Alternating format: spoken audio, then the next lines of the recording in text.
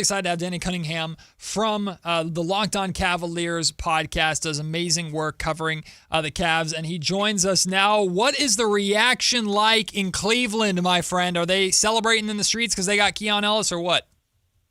You know, I wouldn't say celebrating in the streets. It's a little cold. It's a little snowy. We're doing that here in lovely Cleveland, Ohio. We're not blessed with the same climate that you guys have over there in the Golden State. Suckers. But I do think people are excited, and I think that people are sort of curious given the timing of this move, as you guys mentioned, happening on Saturday night with plenty of time before Thursday's trade deadline as to whether or not this is the first move in a series of moves for the Cleveland Cavaliers, because there's a chance that the roster looks much different at 3 o'clock Eastern time on Thursday than it did when they first made this trade with the Kings. But I do think that this is a deal that Cavs fans feel pretty good about. I think it's a deal that the organization is happy with. Needing to pivot off of DeAndre Hunter, I think, became obvious as more and more time passed and more games were played. But I think overall the Cavs are pretty excited about where they stand at the moment. Danny Cunningham, Locked On Cavs, joining us. We're talking about the current, recent trade, I should say, between the Kings and the Cavs. Danny, explain to the Sacramento fans maybe what didn't work with Hunter there this past year, as we did see his numbers drop. So I think the best way to describe this is by using one of the comments that DeAndre Hunter made to us earlier this year, because last year the Cavs traded for him around this time, and the Cavs were a better team at this time last year than they are right now. They enjoyed incredible regular season success. They just, destroyed seemingly everybody that they played, except for, oddly enough, the Kings, who swept them last year. And Hunter said that last year when the Cavs acquired him, he felt wanted. He felt like he was kind of a piece that could put the Cavs over the top, but he also didn't feel like he was needed by the Cavs. And to be fair to him, he was not needed by the Cavs. They were awesome with him, and they were just as good without him too. This year wasn't the same story. The Cavs needed him. He became a necessity. And I just think that change in role didn't necessarily work for him, didn't work for the Cavs. And I do think, too, the Cavs are not entirely blameless in this. His role has shifted a couple of times during this year. He started the year as a starter, then he was coming off the bench. It sort of fluctuated a little bit. So many other guys were in and out of the lineup that I do think somebody that does rely quite a bit on rhythm, the way that Hunter has throughout his career, really struggled to find that rhythm. And I think that led to him having one of the worst, if not the worst seasons of his career, if you just remove his rookie year, because very few players are ever good when they're rookies. So I think those things have kind of contributed to the fact that we're talking about DeAndre Hunter being on the Kings instead of talking about the Cavs being awesome with DeAndre Hunter in the starting lineup, the way that everybody envisioned we would be at the start of this season. Danny, what do you feel is the most optimized role for DeAndre Hunter, both in like an archetype or like what he's doing on the floor and in terms of starting versus coming off the bench? Because I'd like to believe he's going to start next to Keegan Murray with the grand scheme plan. But DeMar DeRozan and Zach LaVine are still here, and until one of them is gone, you have to imagine both of them are going to be at least in the mix for starting, although Doug Christie has not been afraid to bench Zach LaVine before, I suppose. But what would you picture if he's a puzzle piece that you're trying to plug in here in Sacramento? What is the optimal way of the Kings utilizing him? I think the optimal way is probably the way that he was used last year in Cleveland and even in Atlanta prior to that, where he's coming off the bench. He's able to be a microwave type scorer. I mean, in Atlanta last season prior to the trade with the Cavs, he was averaging, I believe, 19 points a game off the bench. Like, he was among the betting favorites for the Sixth Man of the Year award. And then when he came to Cleveland, obviously his role changed a little bit, but he was still awesome and shot the ball really, really well. He is somebody that is, for him to be successful, and like this is not some rocket science statement, he's got to be hitting shots. Like last year it worked because he shot 43% on threes after the trade to Cleveland, and this year a big part of the reason why it didn't work is he shot 30% on threes. That's a gigantic difference. So I do think that him coming off the bench, being in a position where he can have the ball in his hands a little bit, but also where he can play off somebody that can help to create him some wide open looks, because you think about, okay, well, in Atlanta, and Trae Young, of course, is not a basketball player without faults, but he does do a good job of creating pretty good looks on the perimeter for some of his teammates. And Darius Garland, again, not a player without faults, but has done a really, really good job throughout his career of creating some wide open looks for his teammates. So if you compare DeAndre with somebody like that, I think that's sort of how you get the most out of him. And I do think, too, he's going to be better defensively when his offense is going well. This year he was abysmal in off-ball situations. I mean, it felt like every single time he was on the floor, he would get beat on a back cut by. It didn't matter who he was defending. He was, to his credit, I thought a very good defender in isolation situations, and a lot of the tracking data does point to that being true. Like when he would be one-on-one with somebody, he's 6'8", he's got a 7-foot wingspan. He's a really good defender in those situations. It's just the off-ball awareness sometimes wasn't what it needed to be. I do think if he's playing better offensively, that can sort of bleed over in a good way to him being a better defender too. Danny Cunningham, he's joining us of LockedOn Cavs. We're talking about the recent trade between the Kings and the Cavaliers. So it's interesting because here all year, the issue has been the log jam at the guard spot. So clearly something had to be done, and it was done. Now, whether or not fans love it, that's a different story. But Schroder coming over, you've got Keon Ellis coming over to the Cavs. Was this in a way to making this move, Danny, a little bit of insurance because Darius Garland has been a little banged up and that toe is an unknown? I do think so. I think that it is insurance in a couple of different ways because Garland obviously has not been able to play very frequently this season. Prior to this last toe injury, I did think that he was starting to turn a corner. But like the first, 18 games that he played just weren't very good. Like he did not look like somebody that was all that healthy. And we have no idea what he's going to look like when he gets back on the floor following this toe injury on the other foot. So I do think that sort of the way the Cavs are looking at this is maybe Dennis Schroder can be a bit of a replacement for Ty Jerome, who was on the Cavs last year and now is a member of the Memphis Grizzlies, who has missed essentially this entire season. I think he played his first game of the year the other night, but the Cavs have missed that bench production, that guy that might not be a great defender, and I don't think they're expecting Dennis to be a great defender, but can kind of provide a bit of a scoring punch off the bench and can get into the paint. Because the other aspect of this, and everyone looks at Darius Garland, but Lonzo Ball in Cleveland has been a disaster for the Cavs. He's shooting under 30% from three. He's been a good defender, but he has just been such an abysmal offensive player for them. Like when Lonzo Ball is on the floor, the Cavs are effectively a bottom 5 offense in the NBA. When Lonzo Ball is not on the floor, they're effectively a top 5 offense in the NBA. They need a way to change that. And I think that the next move for the Cavs probably is finding a way to dump his salary and get him off of their books and off of this roster. And I think that having Schroder in the picture and having Keon Ellis, too, is somebody who I do think can sort of replace, again, another guy the Cavs traded away in Isaac Okoro from last season, can be sort of trying to recreate last year's team in the aggregate, if you will. Danny, I'll just put this bluntly. What do you and what do Cavs fans think you're getting in Keon Ellis? I think Cavs fans think that they are getting a guy on the perimeter who's going to be the best defensive point-of-attack defender of guards in the NBA and is never going to miss a single three-pointer. Well, that is what I think Cavs fans think. That is obviously not reality. Congratulations. I think when you go from having some guys on the perimeter who are supposed to be your point-of-attack defenders and good shooters that have just not panned out the way that Hunter and Lonzo Ball have for the Cavs, I think that's sort of like just what expectations are naturally going to go to. I think a more realistic expectation is sort of what I mentioned, kind of some version of Isaac Okoro. Isaac is a different defender than Keon is, where Keon, I think, is somebody that's going to gamble a little bit more frequently.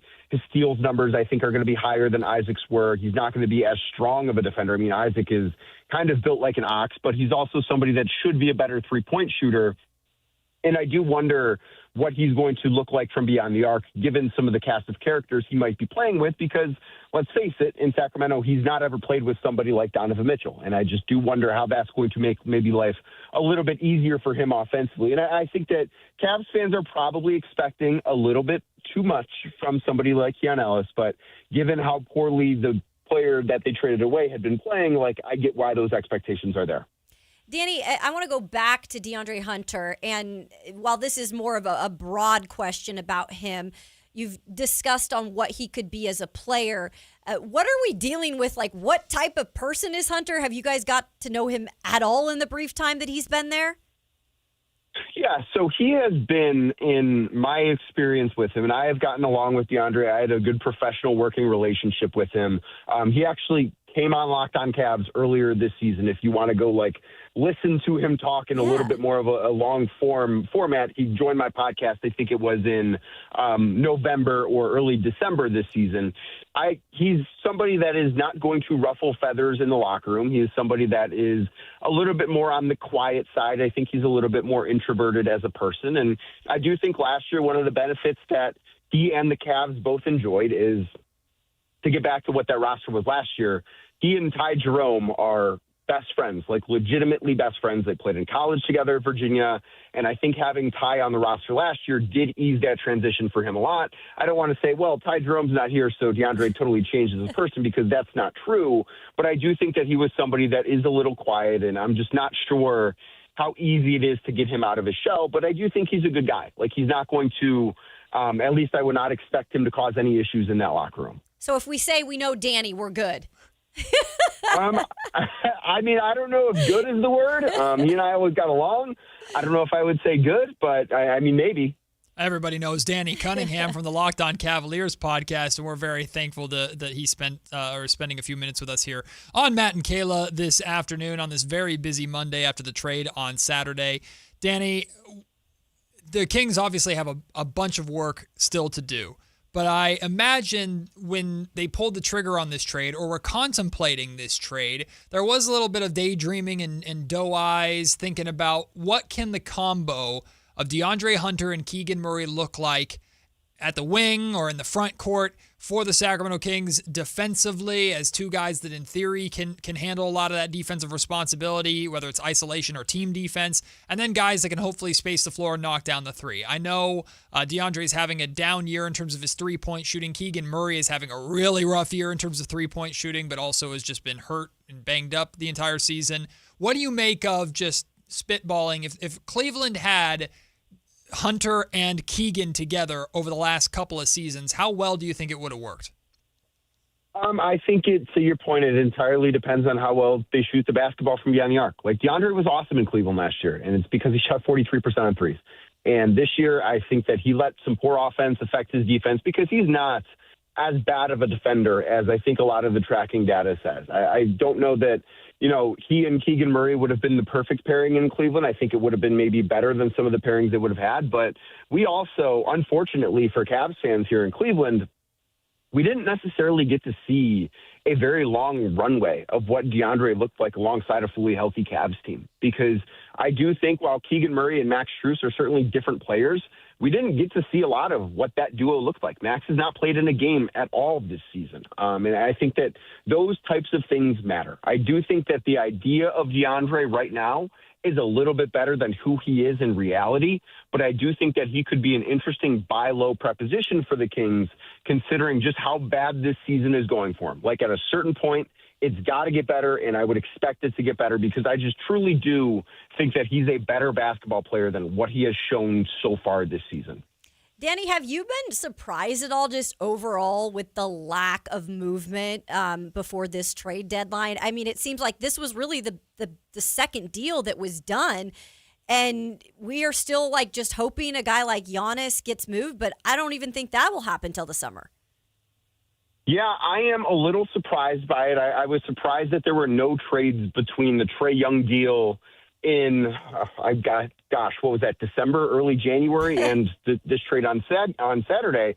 I was surprised that we've not seen that much movement. I think everybody's waiting on Giannis, though. I really do, because if you are a team like Miami, like Golden State, maybe even like Cleveland, that does have some other assets that could potentially make some sense to trade to upgrade your team right now, why would you make that deal knowing that Giannis could be available? I think that we will probably see an uptick in activity the closer we get to the trade deadline, because I don't think that we're going to get any real movement on Giannis until Wednesday or Thursday. And I think we'll probably see a flurry of moves once we kind of get clearer answers there. But I truly just think everyone in the NBA right now is waiting on the guy from Milwaukee to figure out what's going to happen with that situation.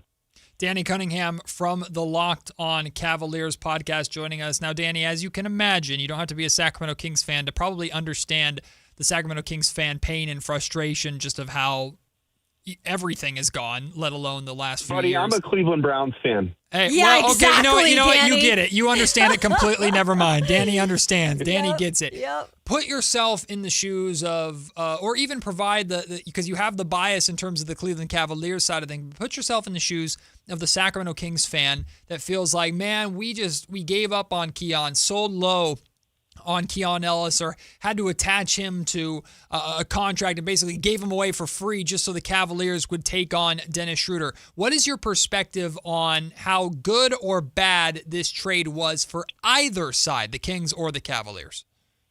I think the Cavs won this deal. Like, I do think the fact that the Cavs had to give up 1 second-round pick, got off of the more expensive player, and got who they believe to be the better player in the trade coming back, I think that they do feel like they won this deal, and I think that a lot of the NBA world agrees with them, and I do too. Like, I think that the fact they were able to get cheaper, didn't have to give up legitimate draft capital. I mean, the fact that Sacramento gave up Keon Ellis, who, you know, I don't think they were ever going to get a first-round pick in exchange for him, but the fact that basically their prize for trading away one of their best assets, one of their, you know, cheapest assets, was getting off of a bad contract in Dennis Schroder that they signed this summer. I would, like, if I were a Kings fan, I think I would be pretty upset with the way that everything has gone I guess you could say over the past 25 years if you want, but certainly over the past 6 months with the way that this offseason worked out. Like, the trade for Dario Saric, never really understood that. Signing Dennis Schroder to this contract, just all of it, and not extending Keon Ellis the way that they could have, and allowing him instead to be an unrestricted free agent this summer instead of even a restricted free agent because they haven't managed that very well. Just like all of those moves are moves that I'm not sure a lot of front offices in the NBA would have made. And I do think that there are a lot of teams that look out there and say, if we can make a deal with the Kings, we're going to feel pretty good about winning that trade. Well, damn it, Danny, you made it worse, bud. But I will disagree with you. I'll push back a little bit, Kayla, because I don't think Keon Ellis is as good as DeAndre Hunter right now. But maybe eventually, but not right now. Well, and I was going to ask him, do you think that that's the plan long term, Danny? Like, to keep him there? Obviously, with the contract, they could move him. Like, that's the plan. Like, they want him there long term. I think as of right now, I don't think that you trade for a player that is an expiring contract, especially, you know, it's not like he's going to be on some massive deal moving forward. I do think that when you trade for a player in this situation, the idea is that he's going to be a long-term piece. I think that he makes sense long-term, but this is the NBA, and these things change very, very fast, and you can never say never to anything. Well, I've been telling Kings fans for the last hour why this isn't a fleece, and now they're like, yeah, Danny's right, Matt, you're an idiot. We want Danny in Sacramento. Whatever. No, I still don't think this is a fleece by any means, Danny. I understand. I think Cleveland Cavaliers fans should absolutely be excited. Ultimately, I think the Cavs got more of what they wanted in the deal than the Sacramento Kings did. But I think that was going to be the reality of the situation, period. And you've gone through years like this in Cleveland, right? Rebuilds and things where you're not going to be in the power positions necessarily in all these trades, and as long as you don't do something catastrophically stupid, like include your future first round picks to go out and get Ja Morant or something like that, ultimately sometimes you have to take the L on some trades just to move in the direction that you want to move. So do you agree with that at all? Do you recall any of that in your time covering the Cavs when they were trying to turn things around before Donovan Mitchell came in and said, I'm the captain now?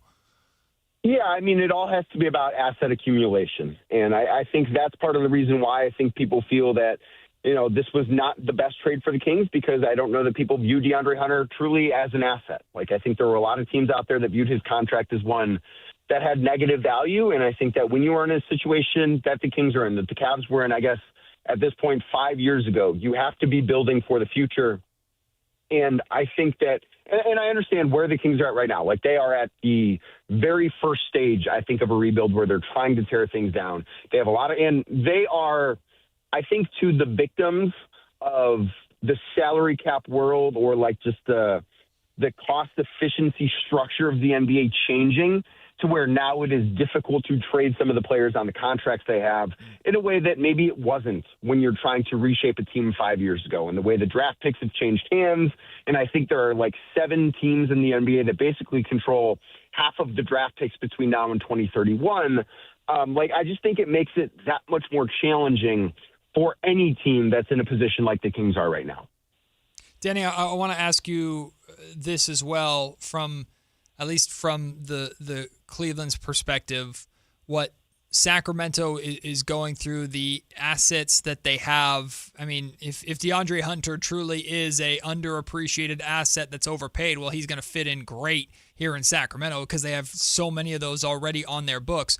But one of them is DeMar DeRozan, who Kayla and I are both perplexed as to why there is no market for DeMar. We could even say Malik Monk as well, but DeMar DeRozan, at least, he's got 1 year left on his deal, but it's only $10 million guaranteed for next year.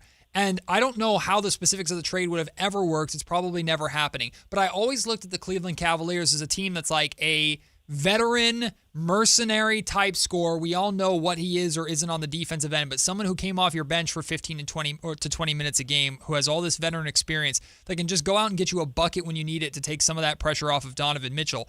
That made a lot of sense to me from my completely outside perspective. But whether it's for the Cavaliers or just in the league in general, what do you make of some of these veterans that this Kings team has that they can't get anybody to show any remote interest in? Well, I think as far as DeMar goes, and I don't think the Cavs had any interest there, mostly because of how much money he makes. If I'm not mistaken, he's making $24 million this year. Correct. As you mentioned, what the contract is next year. Well, DeAndre Hunter making $22 million this year. The Cavs are a second-apron team. They're not allowed to trade at this point to bring in a single dollar more than what they send out. They also cannot aggregate salaries in a trade unless that puts them on the other side of the second apron at the end of that trade. Is DeMar DeRozan a player at this point in his career that is worth doing all of that maneuvering to have on your bench? I certainly don't think so. Sure. So I don't think that the Cavs were willing to combine salaries and end up having to basically trade $50+ million of salary in order to get DeMar DeRozan on the team. That just, to me, was something that never made sense, and I don't think that they had any issue in. I think you look at a lot of the players that the Kings have. You look at DeMar, you look at Zach LaVine, you look at Domantas Sabonis. Right now, in the NBA, one of the things that I think really a lot of teams have looked at is how many role players do you have that can be played off the floor in the playoffs? Because is DeMar a good defender? No. Is Domantas Sabonis a good defender? No. Is Zach LaVine a good defender? No. Is Russell Westbrook, although he's on a minimum, maybe that's a bit of a different story, and I wouldn't necessarily expect him to be someone that generates a lot of trade because, again, it's a minimum contract. But I look at those guys that are just not good defensive players that also cost a lot of money. I think that's kind of why there would be hesitancy from a lot of teams to say, hey, this is someone that can put us over the top. Danny Cunningham, you've been unbelievable with your time. Take care of Keon, man. He was such a fan favorite here in Sacramento. You'll get the chance to cover him. He's an unbelievably kind, just warm guy. And I think a lot of Kings fans are reluctantly excited to watch him suit up for the Cavaliers and play in the playoffs and hopefully give you guys some big minutes in the playoffs versus the hopefully deep playoff run that the Cavaliers make. Oh, yeah. And tell Keon to take it easy on the Kings when the Cavaliers are in Sacramento on Saturday, because we've seen revenge games, and they're not fun to sit through sometimes. And I don't know if you saw Keon's response to the Kings' thank you on Instagram, but I think Keon's probably coming into Sacramento with a little bit of a chip on his shoulder, Danny. I am very curious to see how that goes. I'm curious to see if he's going to get one game under his belt before the Cavs play the Kings on Saturday. They're in LA against the Clippers on Wednesday night, so we'll see if that happens. But I am fascinated to see how the rest of this week plays out, Saturday night included. And I'm going to tell DeAndre what you said about him and make it sound way worse so that he likes me more than he likes you, okay? I am very excited to hear that. Danny's the best. He does amazing coverage over the Cleveland Cavaliers. So my Keon Ellis fans, if you want to follow Keon over to Cleveland and watch what he's doing, make sure you tune into the LockedOn Cavaliers podcast to get through daily coverage of that as well. It's been a pleasure, Danny. We'll do this again in the near future. We'll do it again when the Kings and Cavs are meeting in the NBA Finals, all right? Sounds good, man. I'm sure that I won't have any hair left by then, and I don't know what you'll look like either, but we'll plan on it. Hopefully we're still breathing. That's the only thing we can count on. You're the man, Danny. Really appreciate talking to Danny, his perspective